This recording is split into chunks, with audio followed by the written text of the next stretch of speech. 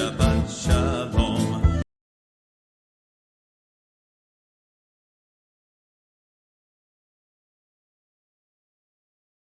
Shabbat Shalom, pessoal! Que bom Shalom. que estamos juntos! Eu estou aqui hoje, Sam Stachover, com a minha companheira, minha irmãzinha querida, Wanda. Wanda, Shabbat Shalom, como é que você está? Shabbat Shalom. Estou ótima porque eu tenho um Yeshua que sempre me dá força e alegria no coração. Uau! Isso que é falar rápido, curto e objetivo. É isso aí, Wanda. E nós estamos chegando quase ao final da leitura da Torá. Nós estamos encerrando o ano de leitura de Torá nesta paraxá, e que é uma paraxá que muitas vezes ela não ganha o tamanho que ela precisaria ganhar, porque ela é lida no final da festa de Sukkot e em seguida começa com Bereshit. Então, muitas vezes esta paraxá perde o tamanho, mas na verdade não poderia perder o tamanho, afinal de contas é complemento daquilo que a Torá nos diz. A paraxá se chama Vezot Haberachá. Esta é a bênção. E ela está lá em Devarim, Deuteronômio 33, 1 a 34, 12. Os profetas, os Neviim, Jeremias 1, de 1 a 18. O Brit Hadashah nós temos em Romanos 7, 21 a 25. E Terrilim 12. E é um discurso final. Moshe está sendo recolhido, ele vai encerrar a sua missão subindo ao Monte Nebo e vai desaparecer para evitar que realmente ele não virasse um ídolo, uma imagem, coisa que a gente vê com tanta frequência, né, Wanda? Qualquer coisa vira imagem. Qualquer herói por aí acaba virando mais importante do que o Hashem. Muitas vezes o herói que a gente vê não é necessariamente um herói, né? Muitas vezes é o anti-herói. Mas, Wanda, o que você gostaria de comentar conosco sobre a leitura que você fez desta paraxá? Então, eu acho que uma das coisas que eu gostei muito é saber que essa aliança que Deus fez com o povo de Israel é uma aliança eterna. E ele dividiu, o Moisés dividiu, porque Deus falou para ele dividir em 12 tribos. E essas tribos vão ressurgir novamente, e nós sabemos no íntimo que tudo que Deus prometeu, ele vai cumprir. Então, todas as profecias, todas as coisas que foram ditas, como diz o Sami, o jornal de amanhã,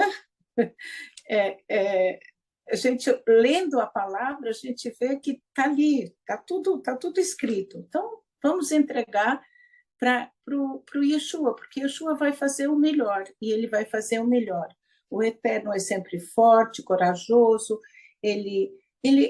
a única coisa que ele quer da gente é o nosso coração, é circuncisão do coração, para a gente poder entregar e entender que ele está lá. E aquilo que ele já fez por Israel, ele vai continuar, e todo mundo vai ouvir e ver como ele é o Messias, o Salvador. Wanda, muito bem colocado. Realmente, quando a gente pega o capítulo 33, na verdade, são as bênçãos que Moshe dá a cada uma das tribos. Mas aí vem uma confusão grande, né? Poxa, mas então, se perderam a genealogia quando destruíram o Beit HaMikdash, as genealogias se perdem. Mas aí vem Yeshua e diz assim: todo Israel será salvo, lógico, no seu tempo e da tua maneira. E o Israel bíblico são as 12 tribos. Mas será que isso realmente um desastre ou é uma alegria? Como você acabou de dizer, o Jornal de Amanhã já está na Bíblia, né? E a Bíblia responde a isso de uma maneira muito clara. Lá em Apocalipse, nós vemos de que 12.000 de cada tribo. Opa! Então, olha as tribos de Israel chegando de volta. E aí, então, vem uma coisa maravilhosa que nós temos lá em Devarim 33, 29. Feliz és tu, ó Israel, quem é como tu, povo salvo pelo Eterno, escudo que te socorre, espada que te dá alteza. Assim os teus inimigos te serão sujeitos. e tu pisarás os seus alvos. Wanda, quando a gente vê uma coisa dessas, como é que fica o teu coração? O meu fica pequenininho diante da grandeza disso. Por outro lado, me dá alegria. Ele pode ser pequenininho, mas a gente tem alegria, porque sabe que a verdade é única e verdadeira. E esse é o Yeshua, aquele que está, que não dorme, que não descansa, que está sempre, que a gente só precisa realmente ler a palavra, estar com ele, orar. Orar é falar com Deus, com Yeshua, e essa alegria que ele dá no coração, essa tristeza não, essa presença que ele dá para a gente, que nada desse mundo pode perturbar a gente, porque ele está lá e ele vai sempre cuidar da gente. Eu gosto muito do Salmo 121 e eu acho que isso, Deus está sempre olhando por nós. Isso me alegra muito, muito. O coração é pequenininho porque a gente vê tudo o que está acontecendo, mas nada é importante quando a gente tem o coração voltado para Yeshua. Eu acho que aqui você está fazendo uma colocação que eu acho importantíssima. Ele é tão maravilhoso que ele conseguiu nos aceitar diante dele. Ou seja, nós éramos todos sujos, imundos pelo pecado, nós estávamos longe de Deus, mas que bom que ele não desistiu de nenhum de nós. Muito pelo contrário, ele teria todos os motivos para ter desistido. Mas aí eu vejo o apóstolo Saulo lá em Romanos 7:21, quando ele diz, então, ao querer fazer o bem, encontro a lei que o mal reside em mim. Ou seja, quando eu vejo a lei, eu olho assim, errei, misturei tudo e não consegui cumprir a lei. Porque a lei, de uma certa maneira, leia-se lei Torá, né? O que eu acho de que ela nos coloca uma série de obrigações que é difícil de nós mantermos. Mas aí você percebe a importância que é nós circuncidarmos o nosso coração, como está lá em Devarim 4, Deuteronômio 4. Por quê? Para que nós vejamos a grandeza do nosso Deus com o coração e não com os olhos. Graças a Deus eu sou míope. Vocês estão me vendo sem óculos, mas continuo sendo míope. Mas que maravilhoso que é ter visto Deus tirar essa minha sensação de incompetente, porque eu não conseguia cumprir a Torá, e ele me dá o privilégio de ser aquilo que é. E o apóstolo Shaul encerra Romanos 7 com o versículo 25, que ele diz: graças a Deus por Yeshua Mashiach, nosso Senhor, nosso Adonai, de maneira que eu, de mim mesmo, com a mente, sou escravo da lei de Deus, mas, segundo a carne, da lei do pecado. Ou seja, eu fui liberto deste peso. E você, Wanda, como é que você se libertou desse peso? Continuo dizendo que tudo que você falou é mais do que certo e a gente só precisa entregar o nosso coração, que é uma luta, na verdade, não é tão fácil. Para mim também, muitas vezes, mas será? Será que é assim? Será que tudo isso é?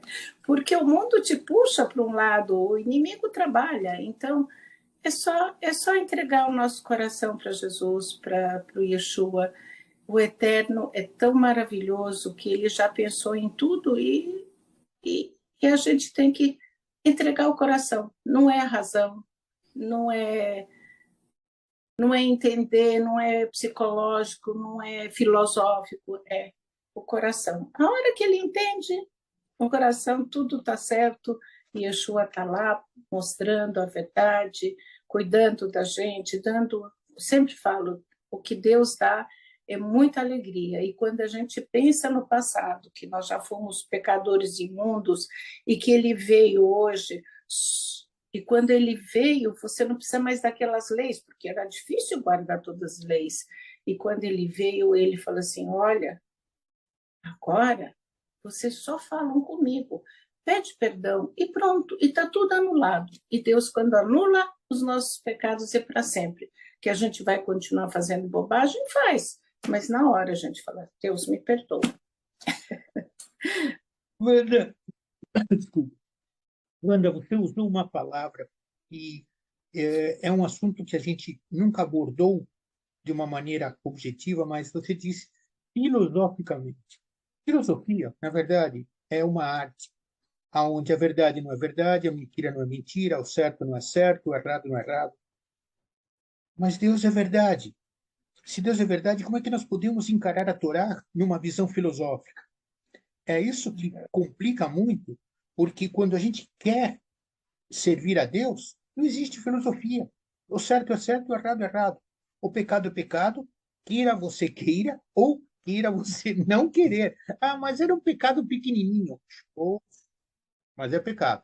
Sim, mas sabe o que que é? Não, eu não sei o que que é. Deus vai te olhar. É um assunto individual, cada um de nós, como você colocou, em oração diante de Deus. Senhor, pisei na bola. Será mesmo que eu pisei na bola? Me ajuda a entender. E é nessas horas que ele se mostra com toda essa grandeza. E esse é realmente aquele amor que nós precisamos externar por quem se deu por nós na cruz. Acho interessante que muitas vezes nós vemos muitos Bene Israel, muitos filhos de Israel, terem um problema com relação à palavra cruz. E existem todos os motivos para realmente não querer que seja dito essa expressão cruz, porque em função da cristandade Isso. que fizeram coisas horríveis em nome de Deus e que ele não estava de acordo, tá? Então é importante que a gente pense na cruz, talvez com outro nome, madeiro, mas o que eu acho que é importante aqui é aquilo que aconteceu na cruz. Nós fomos libertos do peso do pecado. Como? Pelo arrependimento. E aqui é um ato de coragem. Como me foi difícil descobrir que eu precisava me arrepender diante de Deus. Quando eu percebi isso, eu chorei uma noite inteira. E eu acho que essa é realmente a forma de nós olharmos. Deus é verdade, não existe filosofia. Certo é certo, errado é errado. Afinal de contas, nós lemos na Torá de uma maneira grande, grande e curta. Deus não é homem para que minta. Nós mentimos. Ele não. E aí, o que você me diz? Eu acho que gostei muito dessa colocação, que Deus não é homem para mentir e ele é sempre igual, do começo ao fim. Então a gente sabe que pode contar com ele para sempre. Agora, o que acontece realmente, nós judeus temos um problema com a cruz, até com o nascimento de Yeshua, mas eu acho que o inimigo trabalha tanto, tanto, que ele quer mostrar, ele quer perder, ele não quer que nós sejamos salvos, que a gente possa entender e abrir a cabeça. Então, ele põe um monte de coisa. E aí veio uma religião que se chama cristã e acabou, em nome da cruz, matando um monte de gente. E é muito difícil a gente entender. Puxa, mas como? Eu lembro que muita gente fala assim, mas isso aqui não pode ser verdade. Por quê? Porque se fazia barbaridade em nome da cruz. Olha que coisa horrorosa. Mas não foi Deus que fez, não foi o Eterno, foram os homens, e os homens erram, e os homens fazem bagunça, e, e querem atrapalhar o plano de Deus, mas Deus é sempre Deus, e vai dar tudo certo em nome de Yeshua. Eu gosto muito quando Yeshua diz assim, para os homens, mas para Deus tudo é possível. E eis-nos aqui, com o nosso passado, podendo falar com a autoridade que vem do Espírito Santo. Para ele, tudo é possível. Pessoal, estamos encerrando o estudo desta paraxá. Quero realmente agradecer a vocês pela audiência que vocês deram nesse ciclo de leitura de Torá. Foi um negócio muito bonito poder contar com audiência. A audiência crescendo, inclusive, o canal tem crescido e agradecemos a vocês por isso. E só podemos desejar que seja realmente um Hag muito samer, porque nós estamos encerrando o Sukkot, então que a festa, que é a festa da colheita, nos traga alegria no coração por saber que nós, em Yeshua, somos a colheita. E que você possa celebrar sempre o teu Shabbat com muito Shalom. Shabbat Shalom, pessoal! Ah,